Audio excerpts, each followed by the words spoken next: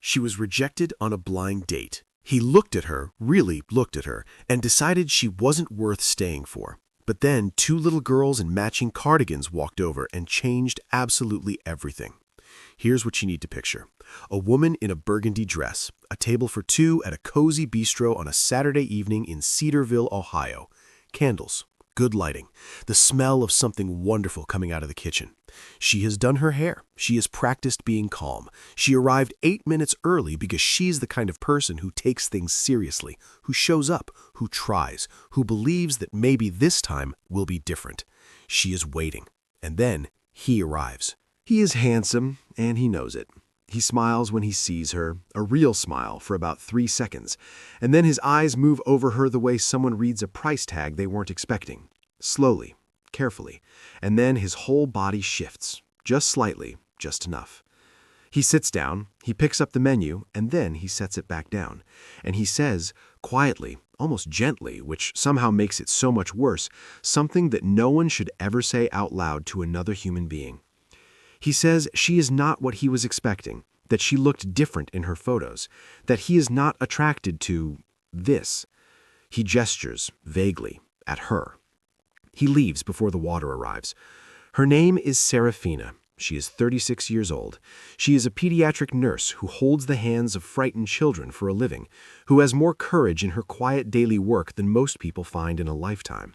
And she is sitting alone at a table for 2 in a burgundy dress, staring at the empty chair across from her, deciding that she will leave in exactly 5 minutes after she has collected herself.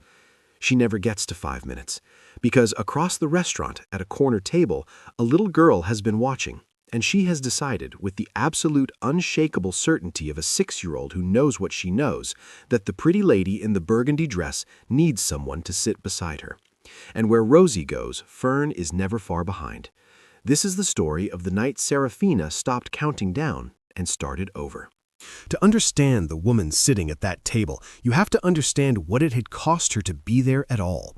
Serafina Reyes had spent 36 years living in a body the world could not stop commenting on. She was full-figured and beautiful in a way that required no one's permission, and yet the world had spent considerable energy trying to make her ask for it anyway. From the aunt who passed the salad bowl first at every family gathering, to the colleague who called her brave for wearing sleeveless dresses in summer, to the boys in school who had whispered things she could still hear on the wrong kind of quiet evening. She had learned early how to carry it, how to smile first, laugh loudest, be the most generous person in any room, how to make herself so warm and useful that people forgot to be unkind. She had become a pediatric nurse because sick children needed someone who would not flinch, would not rush, would not make them feel like a problem. She was extraordinary at it. Her patients asked for her by name. But she had also, quietly and over many years, learned to make herself smaller in other ways, to avoid certain restaurants with narrow chairs, to sit with her back to walls, to decline photos at parties, to say yes when she meant no and no when she meant yes, and to confuse endurance with strength until she could no longer tell the difference. She had stopped dating 2 years before that night at Halcyon Bistro. Not dramatically, no single devastating event, no grand decision, just a slow, tired retreat. It was easier, she had told herself, less exposure, less of that particular kind of hurt that comes not from cruelty, but from the way someone's expression changes when expectation meets reality. It was her best friend Tasha who finally pulled her back. Tasha, who was small and loud and absolutely relentless, had arranged the blind date through a mutual friend. She had sat across from Serafina at her kitchen table and said, "You are the most lovable person I have ever met in my life, and I will not let you disappear." Serafina had laughed. She had said yes. She had bought the burgundy dress. She had told herself, this time will be different. She had arrived at Halcyon 8 minutes early. She had asked for still water. She had arranged herself at the table with the quiet dignity of someone who has spent a lifetime practicing it. And then Mateo arrived. He was 8 minutes late and did not apologize for it. He smiled when he saw her, that real smile, for those 3 seconds. He had dark eyes and good shoes and the particular ease of a man who has always been considered attractive and has organized his personality around it. He sat down. He picked up the menu. "This place is great," he said. "You been here before?" "Once," she said, "for a friend's birthday." "Good taste," he said, and he smiled again. For those first 2 minutes, it was fine, easy even. He asked about her work and nodded at the right moments. She asked about his. He was in real estate, he said. Doing very well, he added, unprompted. She smiled. She reached for her water. She thought, maybe, just maybe. And then the menu went down. She noticed it first in his posture, a small settling back into the chair, a slight change in the quality of his attention. His eyes moved over her again, slowly, the way they had when he first walked in, but this time without the buffer of distance and anticipation. He was quiet for a moment. Then he clasped his hands on the table in the careful way of someone about to say something they have decided to dress up as honesty. "Can I just be real with you for a second?" She felt it before he said it, that cold drop in the stomach, that particular bracing. "Of course," she said. Her voice was steady. She had a lot of practice making her voice steady. "Your photos, you look great, but they were a little," he tilted his head, "misleading. This isn't really what I was expecting." A pause. "I'm not attracted to," he gestured vaguely at her, at all of her. "This. I think it's better to be upfront, rather than waste each other's time." Serafina looked at him. She looked at his clasped hands on the table. She looked at the candle between them, flickering slightly from the air conditioning. She thought, I ironed this dress. I bought this dress. I sat with Tasha on her kitchen floor 2 nights ago and cried because I was scared, and Tasha held my hand and told me I was the most lovable person she had ever met. She thought, I hold the hands of frightened children for a living. She thought, I will not cry in front of this man. "Thank you for being honest," she said. And she meant it, not for him, but for herself, because his honesty had just saved her the longer, slower version of the same pain. Matteo nodded, already reaching for his jacket with the efficient ease of someone who considers the matter resolved.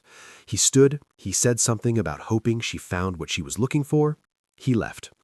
The water arrived 30 seconds later. Serafina folded her hands in her lap. She looked at the empty chair across from her. She looked at the tablecloth. She decided she would leave in exactly 5 minutes, not because she was ashamed, but because she needed 5 minutes to remember who she was before she walked back out into the world. She started counting. 1, 2, 3. And then she heard small footsteps. They appeared at the edge of her table like something out of a dream. 2 little girls in matching red cardigans, round-faced and solemn, both studying her with the direct and uncomplicated attention that only children manage. They were identical in every way, except for a small birthmark above the left ear of the one on the right. They both had their father's dark eyes. They both stood with their hands clasped in front of them in a posture that was, somehow, both formal and completely at ease. The one without the birthmark was holding a crayon drawing, rolled up carefully and gripped with great importance. The one with the birthmark had a small stuffed rabbit tucked under her arm. They looked at Serafina. Serafina looked at them. "You look sad," said the one with the drawing, matter-of-factly, "the way you state the weather." Serafina blinked. Then, despite everything, despite the empty chair and the careful man and the 5-minute countdown, she felt something loosen in her chest. "I'm okay," she said gently. "Thank you for asking." The girls exchanged a look, the kind of look that passes between people who have known each other their entire lives and have developed a private language of glances. Then the one with the drawing stepped forward and placed it on the table in front of Serafina, smoothing it out with small, careful hands. It was a sun, large and yellow, with rays going in every direction. 2 stick figures beneath it, one tall, one small, holding hands. And in the corner, in the large, earnest letters of a child who has recently learned to write, "For you." "She made it for someone who needed it," she said simply. "I think that's you." Serafina looked at the drawing for a long moment. And then, quietly, unexpectedly, from somewhere she hadn't planned, she laughed. A real one, surprised completely out of her, the kind of laugh that clears something. "Can we sit with you?" said the one with the rabbit. Fern, Serafina would learn. "Our daddy says we're not supposed to bother people, but you don't look like you want to be alone." "I don't think I do," Serafina said. "Please, sit down." They climbed into the chairs on either side of her with the easy confidence of people who have never once considered that they might not be welcome somewhere. Rosie immediately began explaining the drawing in detail. Fern placed the rabbit on the table and introduced him formally. "His name is Button," Fern said. "He's very well behaved." And that is how Aziel found them, his twin daughters, who had been coloring quietly at their table not 3 minutes ago, now seated on either side of a beautiful stranger in a burgundy dress, deep in what appeared to be an important conversation about a stuffed rabbit. He arrived at the table with wide eyes and an apology already forming. "I am so sorry, Rosie, Fern, you cannot just... I'm so sorry, they know better than this. I looked away for literally 1 minute." Serafina looked up at him. He was tall, with the kind of face that looked like it had been through something real, not broken, but weathered in the way that makes a person interesting. He had Rosie and Fern's same dark eyes. He looked mortified and exhausted and genuinely kind all at once. "Please don't apologize," Serafina said. "They just gave me the best gift I received in a long time." She held up the drawing. Aziel looked at it. Then he looked at his daughters. Then he looked at Serafina, at the empty chair across from her, at the single glass of water, at the particular quality of stillness that sits around a person who's recently been hurt and is deciding not to show it. He read the situation without needing it explained. He had that quiet intelligence of someone who has learned to notice things. "Would it be all right," he said carefully, "if we joined you? We don't have to. I can take them back to our table right now." "Stay," Serafina said, and then, surprising herself, "Please." And so the evening rearranged itself into something no one had planned and everyone needed. Aziel ordered lemonade for the girls and something warm from the menu. Aziel explained the entire plot of the graphic novel she was currently writing. It involved a flying horse who was also a detective, and Serafina listened with the full attention she usually reserved for her smallest patients. Fern fell asleep against Serafina's arm approximately 40 minutes in, still holding Button, with the serene trust of a child who has decided someone is safe. Aziel watched this happen and felt something shift quietly in his chest.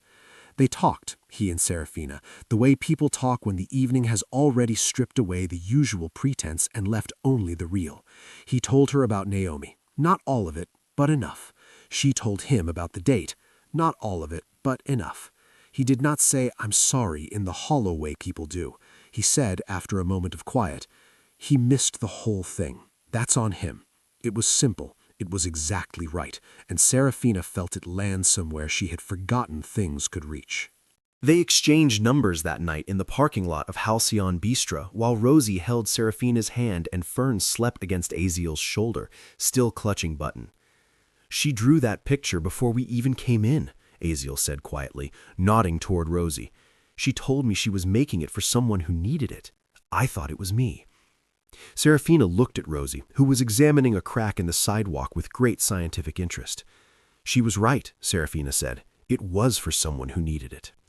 She drove home through the dark streets of Cedarville with the drawing on the passenger seat beside her. She had smoothed it carefully and would put it on her refrigerator when she got home, which she did, and where it would stay for a very long time.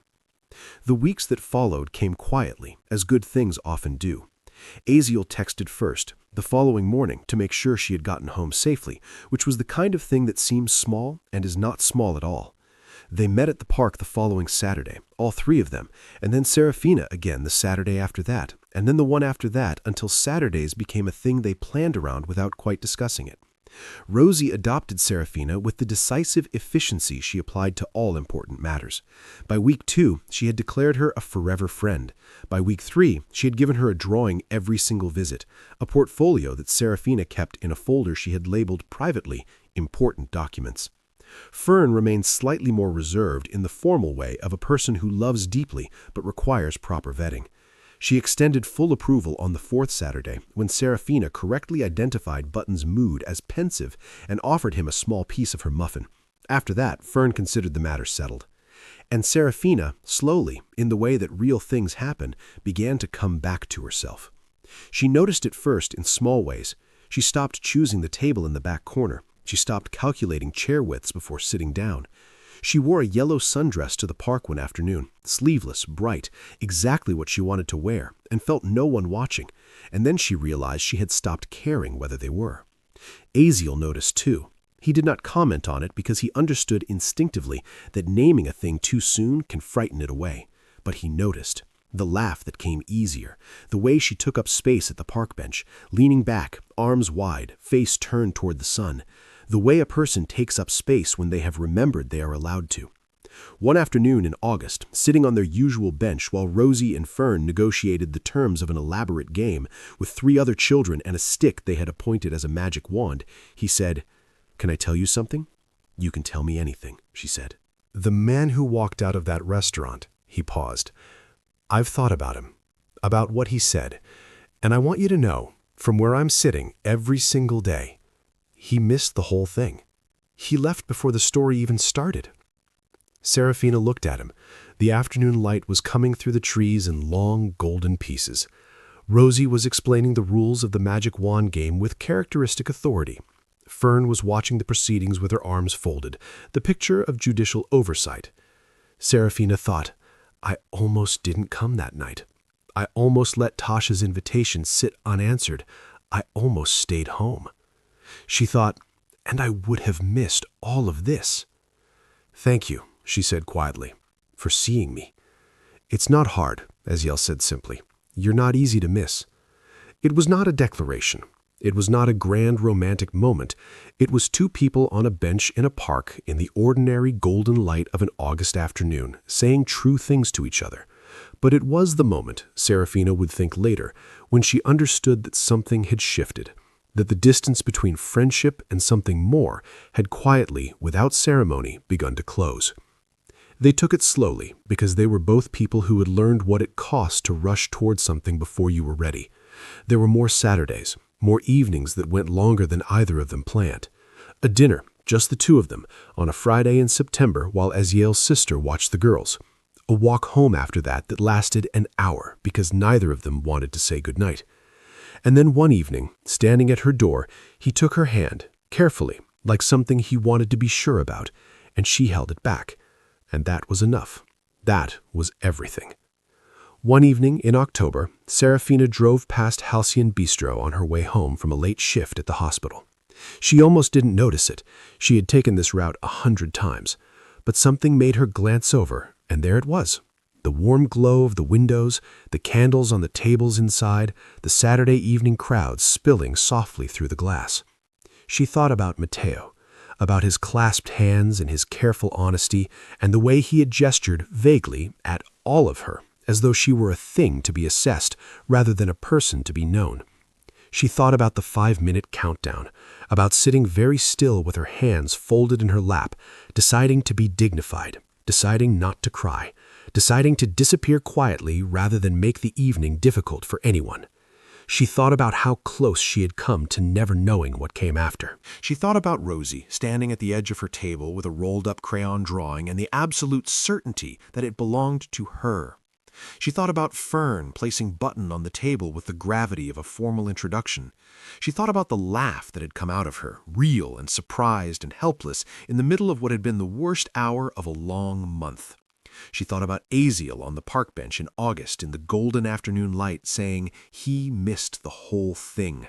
She thought about a yellow sundress, a folder labeled important documents, a hand taken carefully at a front door on a September evening, held back without hesitation. She thought, I almost didn't go. She thought, I am so glad I went. The bistro disappeared in her rearview mirror. She drove on through the autumn dark of Cedarville, past the park where they spent their Saturdays, past the school where Rosie and Fern would start first grade next fall, past the life that had been quietly assembling itself around her while she was busy learning to believe she deserved it. She had not been too much. She had never been too much. She had simply been waiting for people small enough in their hearts and 2 little girls wide enough in theirs to show her the difference. Rosie and Fern had never learned to walk past someone who needed sitting beside, and because of that, everything. If this story reminded you that you were never the problem, please share it with someone who needs to hear it today. And if it moved you, leave a comment below. I read every single one. Subscribe to Everhart Tales and come back next week. There are more stories waiting for you.